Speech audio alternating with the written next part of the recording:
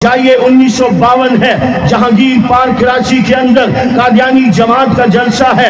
ظفر اللہ اس جلسے میں جانے کے لیے تیار بیٹھا ہے۔ خواجہ ناظم الدین گورنر جنرل ہیں، ظفر اللہ سے کہتے ہیں تم گورنمنٹ ملازم ہو، تم نے جلسے میں نہیں جانا۔ کاش افسران سمجھ لیں میرے یہ جملے سن کے، وہ بھی سمجھے ہم نبی کے غلام ہیں، نبی کی ختم نبوت کا تحفظ ہمارا کام ہے۔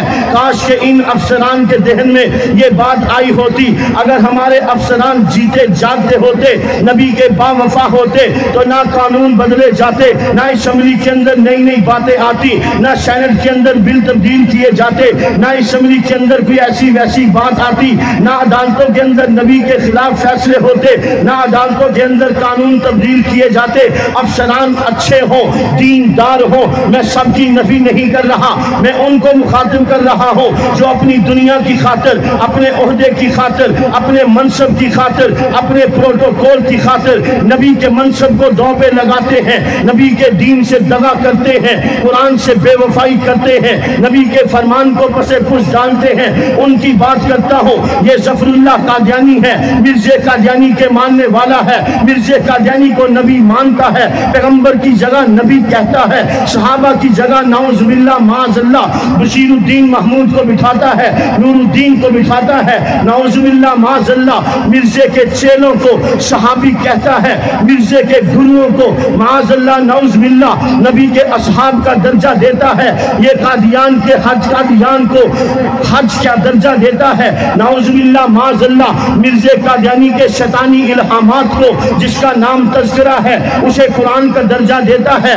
یہ ظفر اللہ اپنی قادیانیت کے لیے کتنا شدائی ہے، کتنا بے چین اور بےتاب ہے۔ خواجہ ناظم الدین نے اسے کہا تم نے جلسے میں نہیں جانا، تم گورنمنٹ ملازم ہو، تم جلسے میں نہیں جانا، کاش کہ تیرے دل میں اتر جائے میری بات، کاش آپ اس بات کو لے لیں اور اپنی سیٹ پر بیٹھنے سے پہلے یہ کہیں مجھے ختم نبوت کے دفتر میں لے کر جاؤ، پہلے میں اپنی حاضری ختم نبوت کے دفتر میں لگاؤں گا، پھر آ کے چار سنبھالوں گا۔ کل قیامت والے دن مجھ سے پیغمبر پوچھے میری ناموس نبوت زد پر تھی، بلائیں بیس بدل بدل کر میرے دین پر حملہ آور ہو رہی تھی، میرے قرآن کو بدلا جا رہا تھا، میری حدیث کو بدلا جا رہا تھا، تم نے میرے لیے کیا کیا؟ یہ افسر اللہ کے نبی کے سامنے گردن جھکا کے وفادار امتی بن کے کہے حضور میں اپنی کرسی پر بیٹھنے سے پہلے آپ کی عزت، آپ کی ناموس کے دفاع کے دفتر میں گیا، وہاں اپنا نام لکھوایا اور ان سے کہا میرا نام لکھو۔ اللہ کے نبی کی عزت و ناموس کا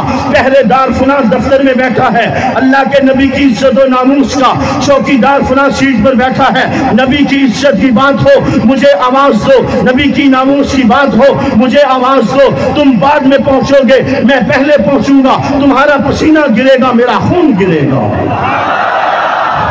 تم مجھے پکارو گے رات کے دن، رات کے اندھیرے میں پکارو گے، اجالا ہونے سے پہلے پہنچوں گا، اجالے میں پکارو گے، شام کا سورج غروب ہونے سے پہلے پہنچوں گا، تم دیکھو گے صحیح کہ نبی کا غلام بیٹھا ہے۔ یہ خواجہ ناظم الدین ظفر اللہ سے کہتے ہیں ظفر اللہ تم نے جلسے میں نہیں جانا۔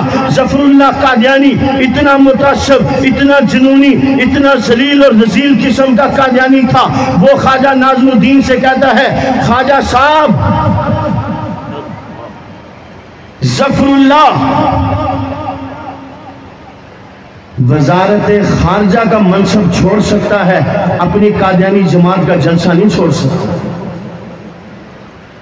میرا سوال ہے کوئی ایسا افسر؟ ہے کوئی ایسا تاجر؟ میں نے آپ نے اپنے آپ کو اس محاذ پر، اس نہج پر لانا ہے کہ دنیا وما فیہا ہیچ ہیں محمد الرسول اللہ کی عزت و آبرو کے سامنے۔ کیا خیال ہے ہمیشہ اس کام کے ساتھ وفاداری کریں گے؟ اور یہ کام ہم نے کرنا ہے انشاءاللہ، انشاءاللہ ہم نے یہ کام کرنا ہے۔